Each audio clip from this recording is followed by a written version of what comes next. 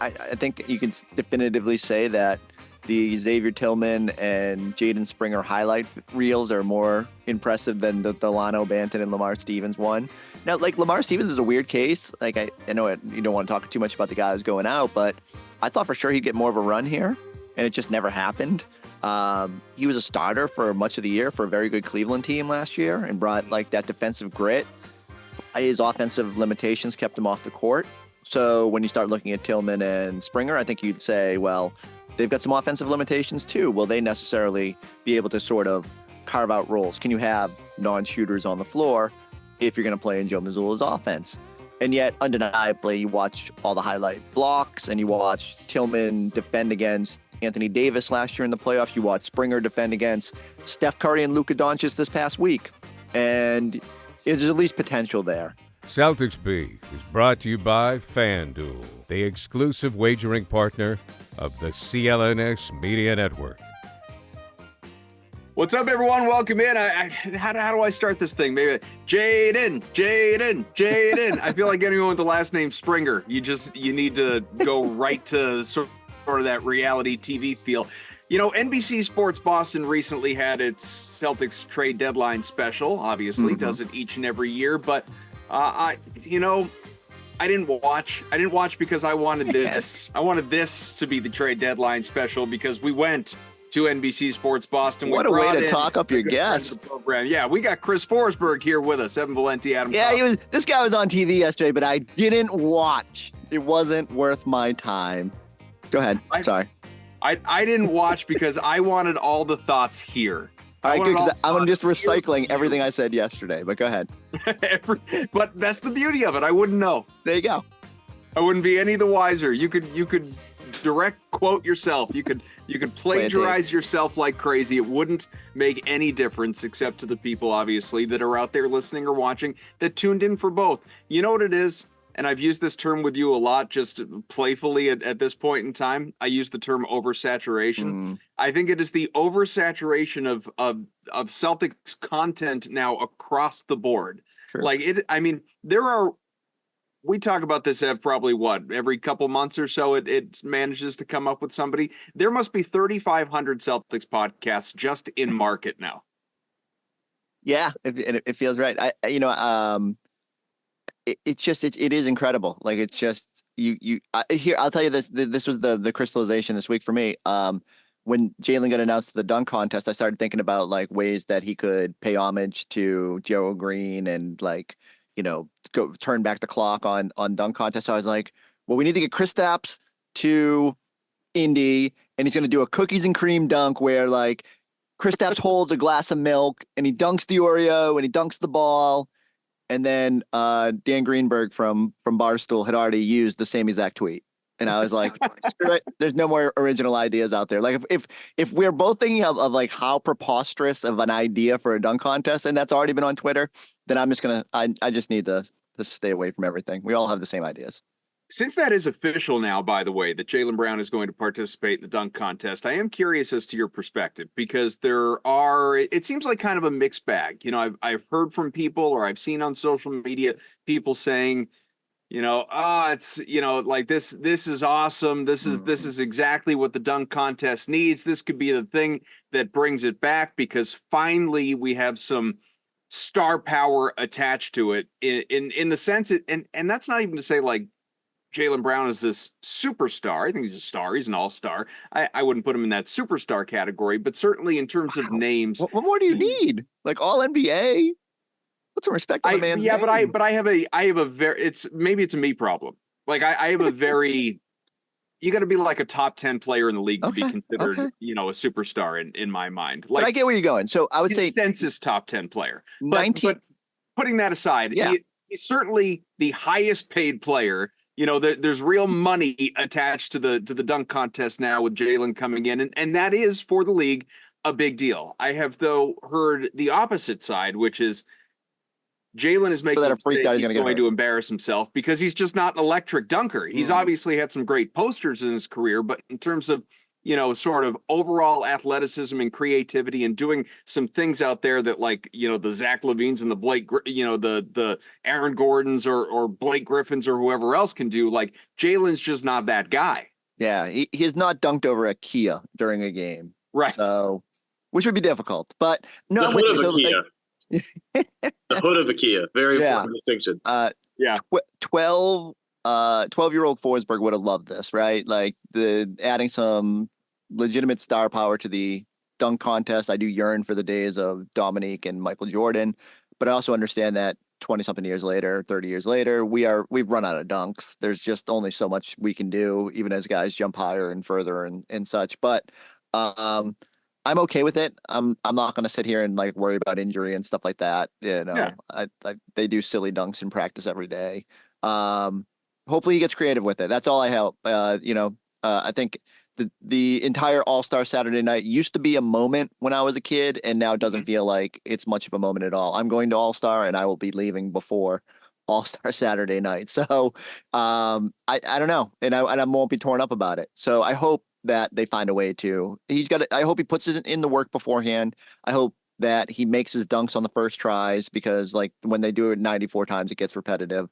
But I'm all for it, because when you look at the list, and no disrespect to Mac McClung and the other Toppin brother, but I guess some disrespect to Mac McClung and the other Toppin brother, because like I don't know, it just doesn't get me excited to watch the event. We need guys that have recognition and star power. To that point, though, it's sort of like what this could mean. Do you think this, if things go well for Jaylen, I don't even mean win. I just mean like he goes and, like you're saying, is fine, doesn't embarrass himself, has a good time with it, maybe brings in a guest star like a Porzingis or whoever else. Do you think this opens the door, for future years of getting some more name recognition in the tournament? I would be fascinated. I don't know if guys are that interested. Someone has to rekindle it, and let's hope Jaylen performs well enough that others say, hey, that's cool, I want to do that. And I don't know, like, who are the superstar high pick? Anthony Edwards. I'm trying to think of like up and coming guys like going towards the top 10 that I want to see in a dunk contest. I don't know. I guess I would just take anybody at this point who can John bring Morant. Sure. It could be a great way to rehab the reputation too, right? Like after you go through what he did. So yeah, I'd be all for it. Like every event needs a little I don't know, rebirth or whatever to get it back. I don't know. Maybe just have Larry Bird come in and torch everybody in a warm-up coat and the 3-point contest, and bring back how much we love all those. Your issue is like most of the guys that are really good at dunking, like the dunk artists, like they're not all-stars. You missed your opportunity, like trying to make Aaron Gordon an all-star. He would have done it if he was named under the all-star team. And, Zach LaVine, just not going to see that guy anymore. Like Mac McClung can really dunk. Like I'm not trying to sit here and say like Mac McClung isn't awesome at dunking. The guy's awesome fun last year at dunking. Unfortunately, he's just a nobody in terms of the NBA. He's not even in the NBA. But like, think about it this way, right? The Zach LaVine, Aaron Gordon dunk off, which was the best dunk contest these eyes have ever seen. Those two guys are like relatively like they weren't really like superstars yet. Like neither guy's really a superstar, but they weren't really huge names outside of the draft junkies that follow it. Like, what was Zach LaVine most famous for before that dunk contest? His face at the draft when he got drafted by the Timberwolves. Like he was like, oh, dang, I gotta go to Minnesota. That's not great. Like Aaron Gordon, like now he would like kill to be in Minnesota, right? Right? It'd be awesome. Hell, it'd be like the Anthony Edwards pick is an interesting one because like that's a guy who's super athletic and could probably do some fun stuff in the air. Ja's another one that guy can get the jump out of the gym. But like most of the time, your all-star guys like aren't guys like that, and so you're having to find solutions in other places. I do give Jay a lot of credit for being like, hey, like I'm an all-star, I'm a star, I'm an all-NBA player. I'm going to do this because he's the first one, it feels like in a long time that's done it. But a lot of times the best dunkers aren't those guys. Like they work on other parts of their game. Like Jason Tatum, like I think somebody asked Tatum at the end of the last game if he was going to do the dunk contest ever. And he's like, nah, I'm all set. Like he's working on other stuff. Like, he doesn't need to do that. So It's hard. I give Jaylen a lot of credit. He's not going to win this. I'd be impressed if he did. I think it's going to be a kind of show. I think Mac will do great. I heard Jaime Hawkheads can jump. I've been told by sources that Jaime can jump, and we'll see with Jacob Toppin and see if it's hereditary or not. We'll find out. But it's just the best dunkers you don't find out are great dunkers until the contest. Like, nobody knew Mac McClung was going to be awesome until he did his first dunk. And you're like, oh, okay, this guy's awesome. Yeah. So it's going to take some time. It just stinks that there's no star power anymore that way. It's the dichotomy of the thing at this point in time that gets hammered home each and every year, to where the judges of the contest are so much bigger in name, stature, reputation than the participants. You would like that to be kind of level. I mean, yeah, you're going to have legends of the game that participate as judges. That is an annual expectation. But how about maybe we don't have to pull a guy up from the G League to participate in the NBA dunk contest who also happens to be the reigning champ. That would be a success if you want to attempt to bring this thing back. We're just to be fair, I did not fight when Craig Hodges had returned for the 3-point contest when the Bulls had already cut him. So, I get defending your title and all that. I was a big Craig Hodges guy, so don't I will not throw bricks at glass houses or whatever that might be. So that's our brief little, I guess, all-star related discussion. I guess as we get just a little bit closer here, we'll have more time to discuss that and certainly react to Jaylen's performance when that comes along later this month. But the reason I didn't begin, guys, with the trade deadline is in large part because it wasn't overly eventful for the Celtics. Yes, a lot of players changed homes across the league. Most of the bigger names that had already happened, like there was no one of, let's say, Pascal Siakam's level that moved on deadline day. A couple of the biggest names like Gordon Hayward, but he's injured and he's always injured. He goes to OKC. I think if he gets right, can stay on the floor, he could be a good fit there. Buddy Hield is an interesting one, but these are kind of the biggest names. It was a lot of back end, middle of the rotation kind of guys, and the Celtics, no exception. The big difference is a lot of those teams need more star power. The Celtics obviously were looking for those types of guys. So they bring in a couple days ago Xavier Tillman. They follow that up with the guy I mentioned before, Jaden Springer, and effectively they're coming in to hopefully just be better versions of Lamar Stevens and Delano Banton. And I like it. I mean, I don't see how you could argue against the moves. The Celtics didn't give up anything of consequence. No players went out the door who are actually, nightly participants for this team. No first round picks or anything like that. Just some second rounders. That's why you've got them.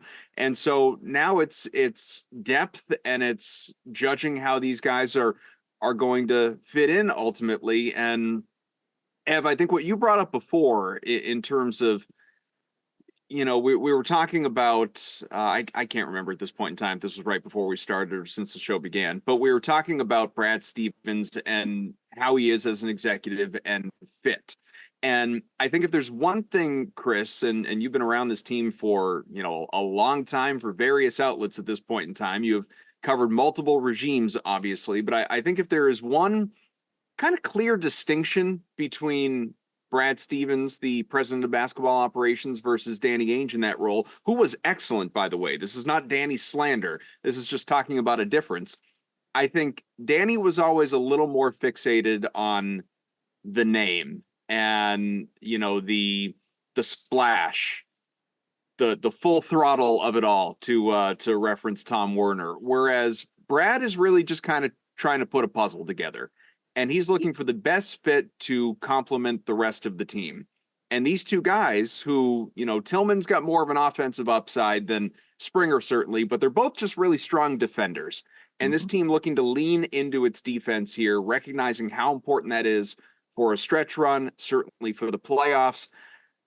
I'm impressed. I'm impressed by the job that Brad has done, continues to do, the way he telegraphs his moves, and yet simultaneously works in the shadows is fascinating to me. And I like what he did. I think it was an effective trade deadline, and they still have the open roster spot for when the buyout market comes along.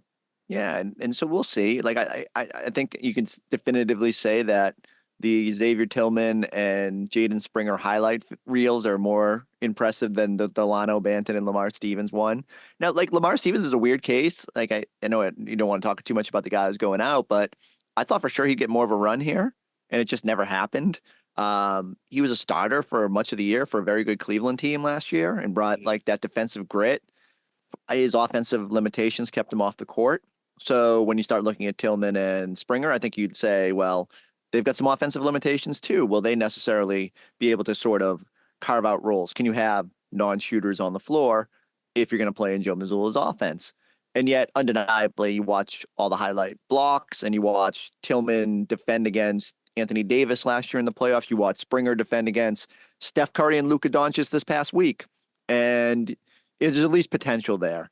And one thing I remember even from, I think it was 2 years ago when they got Derek White, Brad stressing afterward was, as the Celtics start building this monster payroll, they have yearned to have sort of this influx of young talent. And let's face it, like you've had to sacrifice a lot of first round picks in order to do that. Well, you just added, at least in Springer's case, a former first round pick who you're hoping will develop. He's still only 21. There's still a lot of time to tap into what he's got. Now it's on the Celtics to develop that and supplement their expensive core. So, we'll see. I think it does add a little bit of intrigue to the final 31 games here.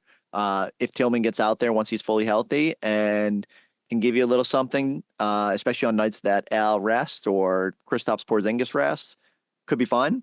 But I don't know. I don't think you should factor them in heavily to what might happen this season. But each one will be here potentially long. I don't think you make the trade for Tillman if you're not pretty convinced that you can use his bird rights to retain him. And Springer has another year, but after that, you'll be able to think about retaining him as well. So it's on the development staff here to get them to a place where they're more definitive role players than necessarily maybe on the surface of a team that is going to really lean on their top 8 right now. Yeah, and you look at okay, why couldn't Lamar Stevens, touch the floor? Well, you have Jason Tatum and Jaylen Brown also playing this position. Sam Hauser provides something different. He's an excellent 3-point shooter, ball mover, and defensively he holds up more than he does it. I love watching Sam move his feet. He does a great job by positioning. He's better than people think he is. Lamar Stevens, unless you're shooting the basketball really well, is fighting with O'Shea Brissett. And what we've seen with O'Shea Brissett over the past couple of weeks is bring him into the game and he changes the energy of the game. Sometimes you need a guy like that. And Brissett is an automatic energy flipper, regardless of whether he's shooting well, defending well. He's always rebounding the basketball well on both. Well, he's giving the effort, whether if he might not get them all, but he's going to jump after it against 4 guys that are wearing the other team's jersey. He's going to get in there. And that's valuable. Making the most of his time, right? It's not like Lamar Stevens didn't get a little bit of a shot. He did. The leash was short, as it is with a lot of those guys, and Brissett popped a little more than Lamar did, and that's why they're out the door, right? You bring in Tillman. Tillman is obviously big insurance for Al and Kristaps, and even Cornette, who's been a little banged up this year, but also a little bit different than Cornette, in terms of big insurance, right? He's going to be someone that you can throw out there against the bigger guys, the Giannis's, if they get to play Jokic or some other big, name them, he's going to be able to at least make it difficult for them.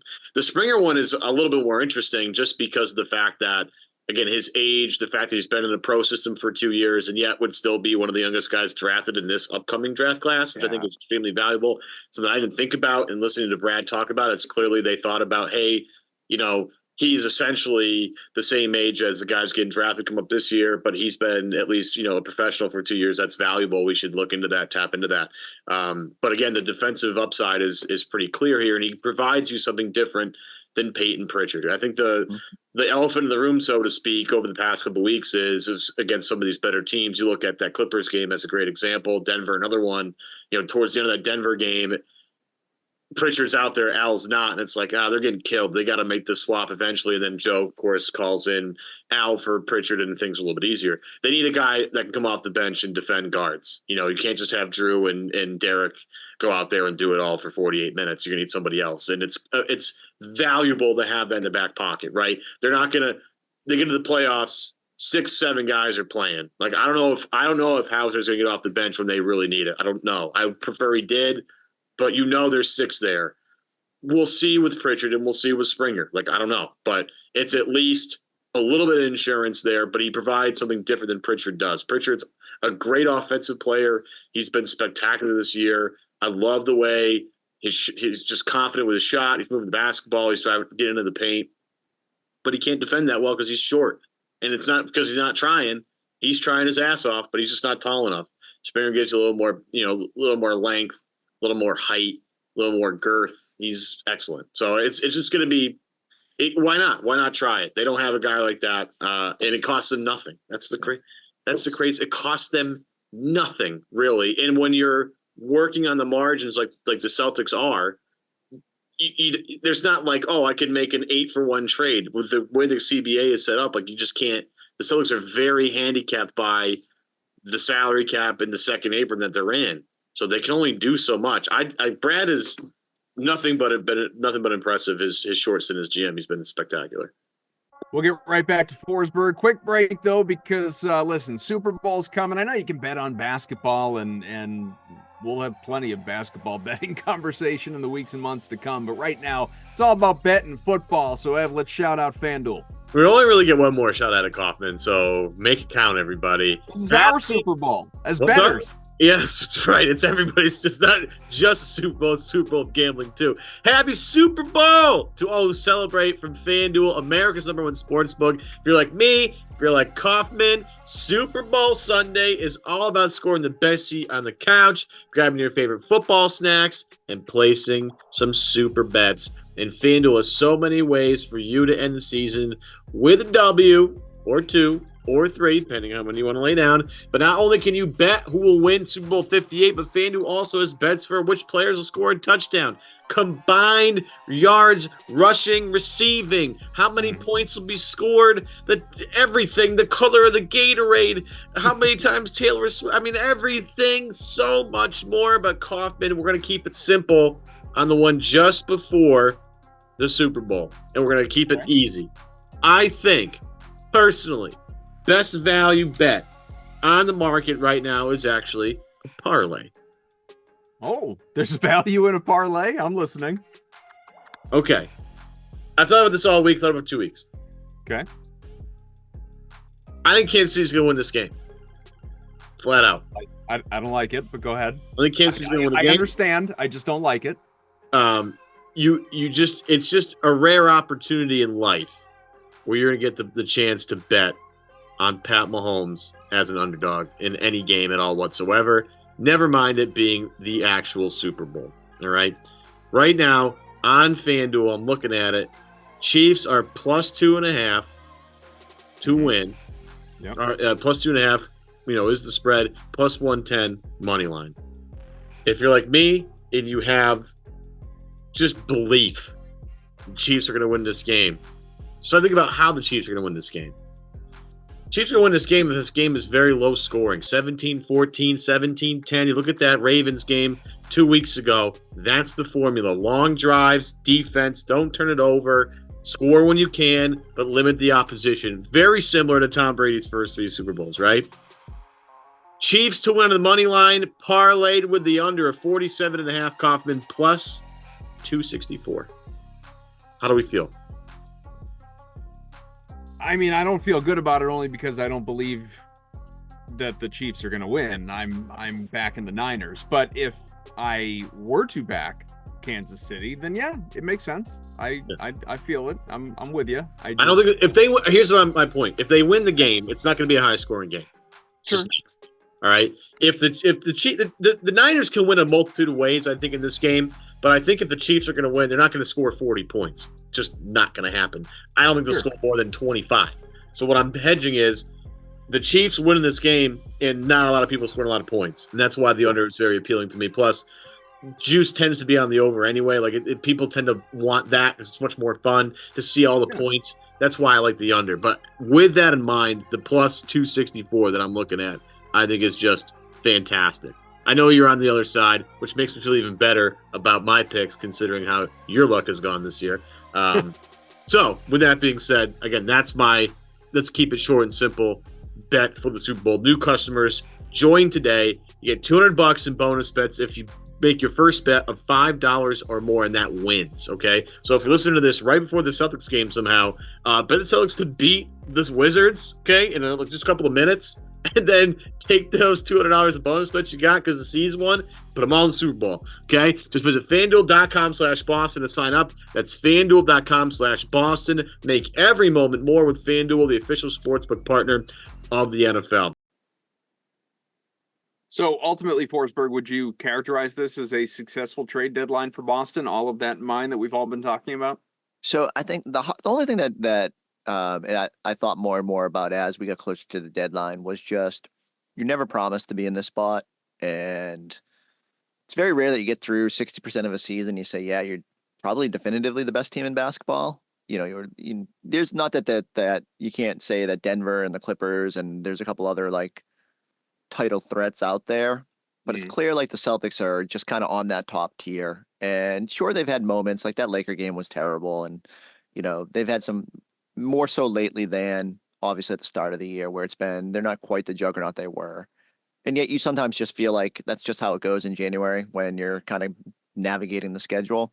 And so the one thing I came away with is always there have been years where the title favorite makes a move, adds one more piece, and you're like, man, like they got that guy too. Like, how are we going to beat this team? And so even though the Celtics were a little bit hamstrung by the assets they had available, and certainly, like as Ev said, you can't just cobble together a 6-for-1 trade, but they could have got creative in instances. And I wondered if there was another move out there we could just add it. If you're somewhat on the fence about whether Pritchard and Howes were going to be definitive playoff guys that you can lean on, could you have gotten someone else?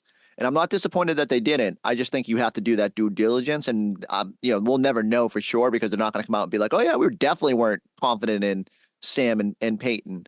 I think they are confident in them, and I think they're hopeful that they hold up well. But I also think, you got to look around. And the one thing that takes some sting out of the fact that they didn't do anything was that no one else did. And so that also suggests that there just wasn't moves out there. Like, Lord knows what the Bulls are doing. I don't know what like Golden State is doing. There's like 7 teams in the league that I'm just like, what in the hell are you doing? And the teams that did make trades didn't always make great ones. Like, hey, Dallas, what are you doing? So at least the Celtics feel a little bit better about their depth, and no one else made you feel like, ooh, they got that much better. So yeah, I think it's a win, and I think it'll be harder to judge. Can we revisit in 2-3 years when Springer's 24 and we have a better idea if he evolved into anything, if Tillman was able to play a rotation role this season or next, like we'll know better then. But I really love the idea of throwing Tillman into an ecosystem that already has Al Horford. I love the idea of Springer, coming to play with Drew alongside and Derek and like 2 really good defending guards. Like I feel like there's a real chance for them to learn on the job and then maybe emerge as something. I was surprised, you're talking about Dallas to see there was an ESPN report. Was it Tim McMahon was talking about the Grant Williams deal and said that they couldn't wait to get rid of him. Apparently Grant was rubbing some people the wrong way in the organization. And look, I Grant on a more of a personal, at least professional level. I've probably had one conversation with him ever, so I wouldn't sit here to claim to know him. He seems so beloved with the Celtics. And, I've heard people like our guy, John Zanis here refer to Grant as, yeah, we know Grant's an acquired taste, that sort of thing. But he always kind of was described or came off as the annoying younger brother who doesn't shut up kind of thing. I was just say, do you have siblings, Kaufman? Yeah, no. You ever want to take a pillow and just smother them for a little bit? Like, right, but there's a big difference between that and like rubbing people the wrong way. Yeah, but I think that we gotta trade this guy. I just think that's how it is in the league. It's just, like Kyrie gets sick of everybody. And, I think if you're Luka, you probably have high expectations. This was your big splash this offseason, and Grant started really good and then just couldn't make a shot. And so I think that's what frustrates you is that combination of he's not playing to the level that the contract you gave him, and he's a loud personality. So it's like, man, how about this guy does something before he's yapping like this? And so, yeah, like I think when you know it and when you've proven it, like here in Boston, probably easier to deal with the Grant Williams experience. I think we all knew that he was going into a pretty hostile situation or volatile at the very best. And I didn't think he'd be the first one to get booted out of it. But I don't profess to know exactly what Dallas is doing because they've now paid a lot of assets and money to I don't know if they improved. Like I like PJ Washington, and we always had a lot of Grant PJ Washington talk on our network, but at least I know Grant can do it in a playoff series, and so PJ Washington hasn't played a whole lot of big games in his career, and I'd be interested to see how it plays out. I like Gafford. I think that's really good for them. But I don't know. Did they move the needle at all? I mean, not in the West, right? They're still a 7 seed, 8 seed in the West. So, right. Yeah, I don't know. Like again, that as I look around the league and I say, like, well, how many teams improved at the deadline? I'd say maybe the Knicks. I was going to say Knicks probably had the best day. Bringing in. If you want to include pre-draft the deadline deals, then I would throw the Heat in there. I would probably throw Indiana in there. And yet, like, nothing that made you think that the teams in what I would call tier 2 in the East are any closer than they were. Like, you're looking in your rearview mirror and maybe see the Knicks a little closer, but they're gritty, but they don't have the star power. So, yeah, I think that just tempers everything with the deadline in terms of there just wasn't a lot out there to do. And if you were going to tinker on the fringes, I feel like the Celtics did about as good as they could have done. And like the jury will be out for a little bit on it. So to that point, I'm curious how you feel about this. It's more of a big picture conversation, but this is more of a big picture show coming at you, once, twice a week. Before we started taping here, I was watching Pat McAfee, and they had Shams Charania on, which just the media politics of that always sort of makes me chuckle a little bit. But putting that aside, Shams was on, and they were talking about the trade deadline. They were talking about the Celtics, and a lot of the stuff that we're saying. This is the team. And a lot of people going back to the regular season want to have that title or bust conversation. How do you determine whether or not the year's been a success and all of that? And certainly there's a school of it's a lazy narrative. It's stupid. It requires nuance in that conversation. Which is it a wrong narrative? Point, like if Jason Tatum, heaven forbid, suffers a season-ending injury next week, then yeah, it's hard to classify this year as title or bust. So you're projecting health, obviously, whenever you're having that conversation. But where Shams was going with this, which I just hadn't really heard people leap to this yet. They've already paid a boatload to Brown. They're going to Tatum. They gave Porzingis the extension. Holiday's up for one. You'd think they'd like to pay him, obviously. You're talking about bird rights for Tillman. Derek White wants a contract. You'd like to pay him. They paid Pritchard. All these guys, you expect ownership to spend and keep this core together and try and chase titles. And Shams was basically saying, if they don't win this year, they're going to have some really difficult conversations. They're going to have to, there are some real decisions that are going to have to be made if this year somehow doesn't result in banner 18. And that wasn't even, you could go to the title round and lose it, whatever. Sure. You don't win, they have decisions to make. To what degree do you agree with that? So I would flip it and say if they win, they have tough decisions to make. Like they get a little easier, right? Like you have this banner and all of a sudden the decision to pay Drew Holiday long-term is probably a little bit easier to make. But like you're still going to have tough decisions about how this roster goes forward. I think when they added Porzingis, we all said it's like eventually they're going to have to pick what's the new core, And if you're lucky and the salaries all kind of line up, maybe you're lucky to bring this forward for a couple more seasons. But yeah, I think if they don't win, there's a hard conversation about why isn't this working? Like why hasn't this core gotten to the finish line? And maybe there'll be something extenuating that just says, Kristaps had been a little bit healthier. If Drew had done this, whatever the case may be, and maybe just run it back with what you've got, because even though it gets slightly more prohibitive next year as Jaylen's deal kicks in, there'll be some easing, right? Some of the variables change, and so. They've just got. I just think in general they have tough decisions, and I'll be fascinated to see how it plays out. Like Drew's, I think April 1st is the day, 6 months. So before the playoffs, you might have to decide. You'd probably love to tell him, hey, let's not make this a distraction. Let's just get through the playoffs. I don't know if you'll have that luxury, but the fact that he has a $37 million option or whatever it is, he's got a pretty good safety net if he doesn't get a new extension. But certainly, as you're trying to figure out how you're going to cram Derek in there, and with Jaylen's contract set to explode, you just gotta kind of gotta start looking ahead to that. And credit to ownership, because I remember sitting here and thinking, man, they got Jaylen and Jayson now. It's gonna be almost impossible to add. They're gonna have to kind of keep this core, and they were like, no, let's add Kristaps, let's add Drew. So they've been willing to pay, and it's gonna get really difficult next year when roster construction gets so tough. Not being able to send out money, no aggregation in trades, like it just gets really restrictive. So that's why you're making moves now, because you need some parts around this core, and you got to figure it out with this core. But I don't think it's like, oh my gosh, if they don't win, all of a sudden now it's just like exponentially more difficult. No, these conversations are coming one way or another. Yeah, and that's the beauty that we've been having, like, this conversation about ownership for, I don't know, years, Kaufman, at this point. Like, I'll believe Wick when the time happens and they have to make tough decisions. He's always said he'll pay for a contender, and this is it. Like, this is the time. I am curious to see how it all shakes out. The one thing I'll say, though, this is to piggyback off a quote that you got earlier, Forsberg, about just like the way this team vibes and gels and the chemistry with this team. It's obvious this team loves playing with each other. It's like, this is a group of guys that loves showing up to work every day, loves going to battle with each other every single day, and all the minutia that comes with being on a team.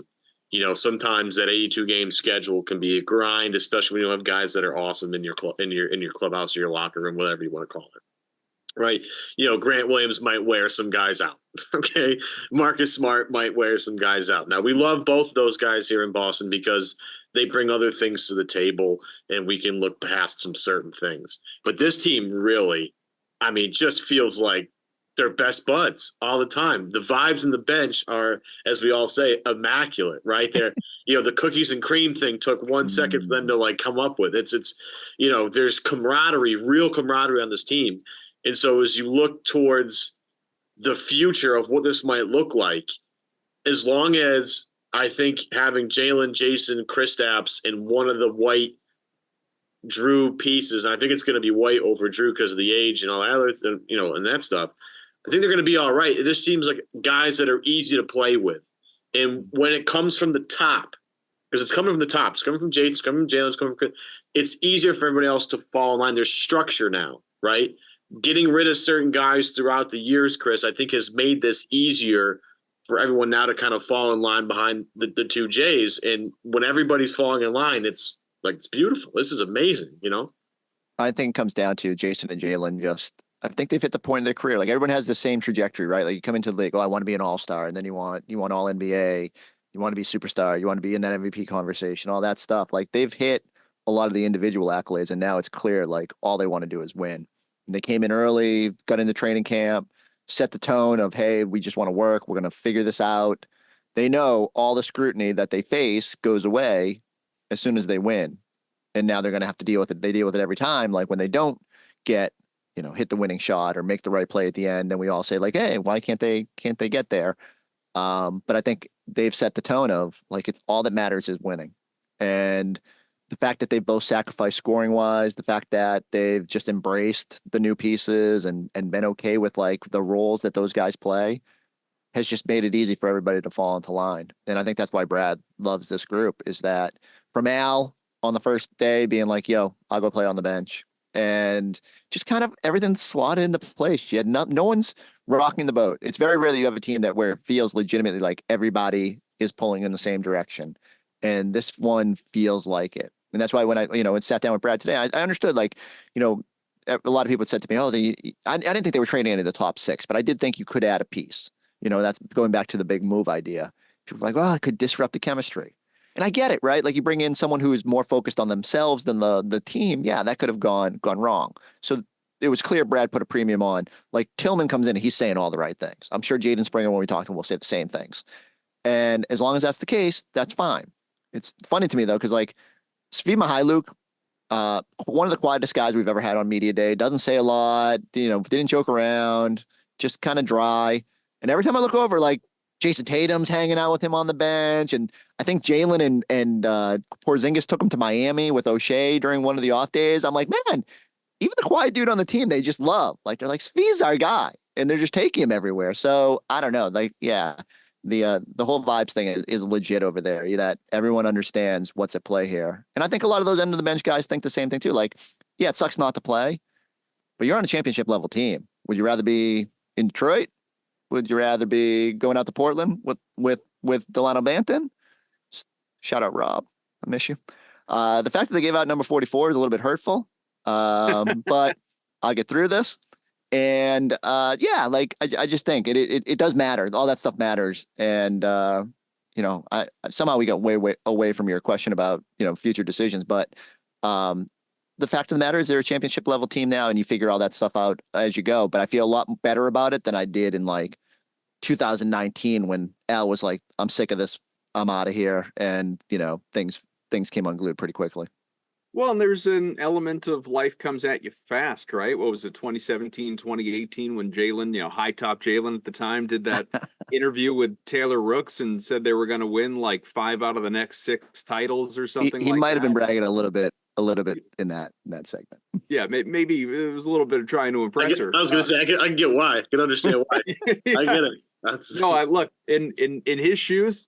Understood, but you know, the fact is they haven't won yet, and so, you know, yes, there have been individual accolades, there have been some team achievements, there have certainly been some big paydays, but they don't have the banner. And as Tatum has said a number of times, Brown has alluded to it as well. Smart, when he was here, certainly knew it. You know, to be considered, I know we had this conversation with Washburn when he was on with us last week. We were talking all about guys who could or should have their numbers, you know, up in the rafters. But to be considered a Celtics all-time great, you need the ring, man. Like you need the banner, and obviously, you know, that in and of itself doesn't define that level of prestige. But it has to be like it. You have to at least tick that box to be in the conversation, right? Yeah, like I mean, I don't even know how it's a non-starter if you don't have a ring. I don't even know like what the. I love Marcus. I love Marcus as much as anybody. I just can't like. I was kind of wild like by the suggestion. I get it. He meant a lot to Boston, to everybody. We can love Marcus Smart.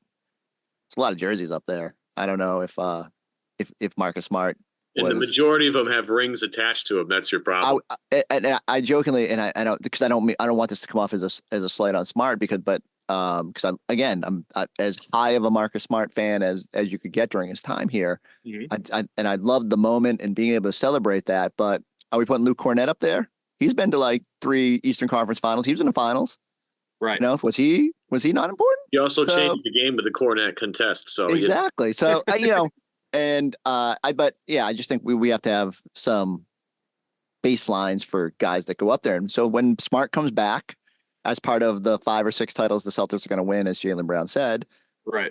Then we can get into whether he deserves a spot up there. But look, I Jason, Jaylen, I think they're going up there, but I got some work to do. So you know, let's We'll judge at the end of all this when, you know, when Brad's up there, when Joe's up there, when Danny Ainge is up there. Like we got some work to do. That's the thing. Like that stuff isn't automatic. Like if you know, obviously, like especially because of the contracts they, you know, either have or will sign. Like we project Jaylen Brown, Jason Tatum. Like we would love to see them here for 15 years. And yeah, you're gonna get a lot of numbers along the way. But if Jason Tatum were just, you know, done as a Celtic today, he hasn't done enough to be up there. Someone had I brought this up on our postgame show after the, what game was it? It must have been the Grizzlies game. There's a guy behind the bench. He had a sign that said 0 greater than 33. And then he flipped it over and it said like eventually. And all right, like where your head's at, get what you're saying. Maybe don't bring Larry Bird into this quite yet. Like I'm not ready to go there. Yeah, like well-intentioned, definitely an eye-catching sign. Probably could have just been like, really like you, Jason Tatum. God, we are just prisoners of the moment. All right, so we've got you a couple more minutes because I know you got stuff to do. But what, you know, I think there's going to be a lot of discussion in the weeks to come regarding that open roster spot. Oh man, do people love open roster spots? I mean, we hear. I don't know why I bothered asking about Tillman or anybody today. I should have just been all buyout guy all the time, even though I don't know if they're Brad, going to. who do you think you'll be targeting on that buyout market? You know, and the best way to, as you know, I don't need to tell you this, but the best way to ask Brad those questions to where he might actually answer them is not obviously what guy do you want. It's, you know, Brad's a big type guy. Brad, so what type of guy would you like to see fill out that last roster spot in the buyout market should said individual become available? And then he might give you a little something. Brad has no he did problem. not. I think I said, is there still a position of need that you might be kind of like eyeing, just trying to get a hint on what they might do? And I'm pretty sure he was just like, yeah, we're not going to be in a rush. We're just going to, because I think they do want to look at it. Yeah. So, okay, Tillman comes in. If Tillman comes in, he's great depth. And now you've got Tillman and Luke and Keita. Like, do you really need another big man? Probably not. So that probably takes a good amount of the people you might be targeting off the board. If Springer comes in and is ready and can give you at least a little bit, maybe you don't need another big guard. Like if Tillman can be versatile, do you need? So I think they want to get a look at it. You can always elevate Keita and just take him into the playoffs with you, so that you don't run into the two-way restrictions. And you also reward a player and show like.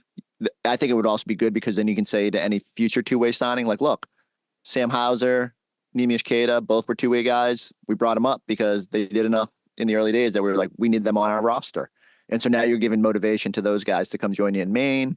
And I don't think that's the worst path because I don't know if necessarily there's someone out there. Now, the names that are invariably going to come up and maybe we'll all be bought out and signed before you even get this edited and put online. But I will say, I'll start with Danilo Gallinari. I thought it was hilarious. Someone had a tweet last night. I forget if it was Shams or Woj or whoever, but like they were like, Danilo Gallinari is getting bought out and he will start his free agent visits. I was like, who is welcoming Danilo Gallinari at age like 38 and being like, let us tell you why you would be a perfect fit for this program. I don't know if that's the perfect fit for the Celtics either. It would, it'd be nice to see him go full Cody Rhodes and finish the story. But I do not know if that is going to be something that the Celtics are interested in. The guy I would probably want among the names is Otto Porter Jr. I thought that was someone they should have been kind of eyeing out of Toronto at the trade deadline. He obviously goes to Utah if Danny Ainge does you a favor and sets him free. Guy with championship experience, still younger than you think. Versatile forward, can play multiple positions. I think that's what you're looking for. Someone that in an emergency can get you some minutes. After that, I don't know. Does Thad Young end up bought out? People say Cedi Osman. I don't know if Cedi's going to get set free. He might just want his bird rights and they're rotted out in San Antonio. So, here's your problem though with all these guys.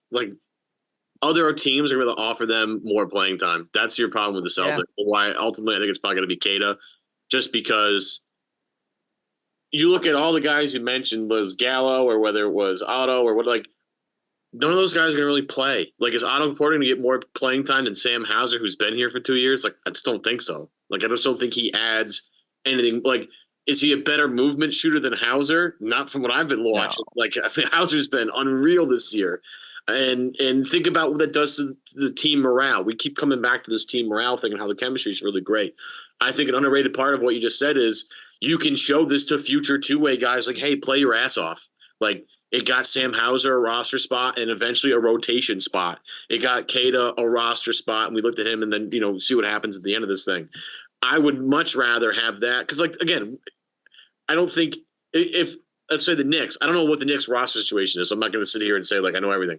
However, the Knicks are a team, if I were Otto Porter Jr. and they had an open roster spot, I'd be I can go make a real big impact on that team, which could get me another contract after this. You're not getting us another – the idea you maybe with Gallo would make sense because he's older and it's just get a rank, buddy. Let's get you one and get you out of here and off into the sunset. You can go do spaghetti westerns back in Italy and have a great time.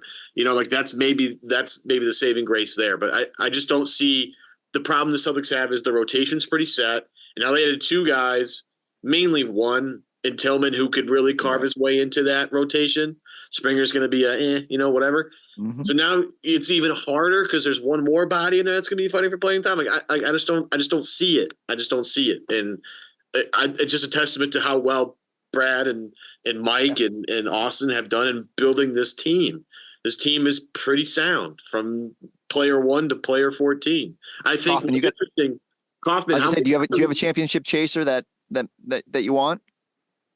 I have to wait for them all to get bought out. Because again, it's tough in the moment. I'll tell you. Like we were trying to do it last night on the program. It is. Well, the only one that I mentioned to Washburn last week is I wonder if they'll attempt to go full PJ Brown with Blake Griffin. Yeah, I thought that for much of the year, and every time I was told to not hold my breath. So yeah, I think I think his back would not allow him to play basketball much of last year's playoffs, and I just think now you're out for a year. I do think that's like the ideal prototype of what you needed to fill those kind of roles. Selfless guy who's been through it, guy who actually was a positive when he was out there, could defend Blake, all that. There's not a lot of them out there. What is Shemi Ojale up to? Can he still give us like 7 minutes of defense? Is he still lifting weights? And I was going to say, you give everybody at least a little bit of some competition. Somebody on Giannis just for a few minutes a game. Yeah. Which, by the way, and we do have to go. We did not get an opportunity to talk about the disaster in Milwaukee since Doc took over, and that doesn't mean they're not going to figure it out. Obviously, Doc is himself trying to figure it out, but my God, they've got problems there, and I am gleefully hoping for the second round playoff exit. I'm sure it won't happen. They'll still be in the conference finals, but man, I would just love to watch this team come up short. It was I had to do like a top 5 East rivals that I'm most scared of coming out of the deadline. And I wrestled with it. I wanted to put New York number 1, but I felt like it was recency bias, and because they had the most sexy deadline and adding Burks and Bogdanovich, but I put the Bucks there because I know it's a mess right now and we're laughing at it. Like, do it now because they still got Giannis, and Lillard still is crazy, and I don't think Pat Beverly is going to move the needle that much, but man, beggars can't be choosers. So they're going to get a little bit better defensively, and Doc is going to have some time. And I feel like he's got to have some sort of tangible impact on that. I know he can't go out there himself and play defense, but while I am still leery of the Bucks' complete ability to navigate this because of their poor defense, I can't write off Giannis and Dame, and so I will continue to be weirdly frightened by them. And I will be like the Knicks. I look at them and say, don't have the star power to necessarily make me scared either. And we'll see what happens with the Sixers. Buddy Hield, fully targetable when he's on the court. Whatever he gives you scoring wise, it's not going to change it there. So I still feel really good about where the Celtics are in the East. And yeah, I guess Bucks are fascinating, super fascinating to me. Adrian Griffin must be loving them going 1-5 with Doc and being like, "See, it was not me." They're the problem. The players are the problem. Listen, until further notice, and it might be years, there is no team that I'm going to fear more in the East than the Miami Heat. That's just the one. It's PTSD for Miami year in, year out until at least until this team gets over the hump and wins its first title since we get that on Sunday, baby. Let's see, Super Bowl appetizer. Jeez. Yeah, you know what? We're let's go with that. What's your we've done ours. What's your official Super Bowl pick? Oh, so well, I mean, I have to go with KC. Amina Smith, our studio host, her husband plays for the Chiefs, and so whatever gets. It's funny. I even told her. I said, it's hard because people here in Boston are somewhat conflicted about the Chiefs, right? Because like Mahomes is getting a lot of, he's on Brady's level, and we all know that's not true, but it's an annoying narrative. So it's not that I root against them. It's just that I don't like that the conversation gets a little bit pricklier to have. But yeah, go ahead, Chiefs. Go get one. I root against them, but I also don't work with Amina, so I can't. Chris Forsberg from NBC Sports Boston. We always love having you, my friend. Go do your TV stuff. I promise we will be watching. We just like to razz you a little bit, but we'll have you back on again real soon. I appreciate you all. All right. For Chris, for Evan, I am Adam. Enjoy the Celtics these couple of days. We'll be back at you again next week after the football season has officially come to an end. It's all about basketball at that point in time. We'll see you.